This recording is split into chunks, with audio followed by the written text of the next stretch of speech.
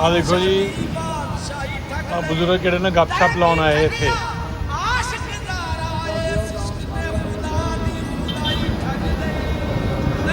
ਇਹ ਦੱਸਦੇ ਕਿ 7 ਵਜੇ ਦੇ ਸਵੇਰ ਦੇ ਆਏ ਹੋਏ ਆ ਜੀ। ਕਿਆ ਬਾਤ ਆ, ਹੁਣੇ ਦੇਖੋ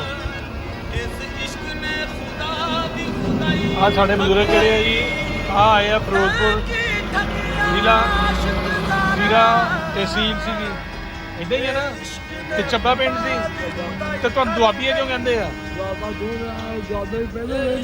ਪਹਿਲੇ ਦੁਆਬੇ ਰਹਿੰਦੇ ਸੀ। ਕਿਹੜਾ ਪਿੰਡ ਸੀ ਉੱਥੇ?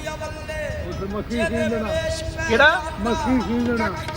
ਮੱਕੀ ਸਿੰਧਰਾ। ਇਹ ਜਲੰਧਰ ਚ ਸੀਗਾ? ਅੱਛਾ ਅੱਛਾ, ਤੇ ਫਿਰ ਉੱਥੇ ਫਿਰੋਜ਼ਪੁਰ ਕਿੱਦਾਂ ਗਏ ਤੁਸੀਂ? ਹਾਂ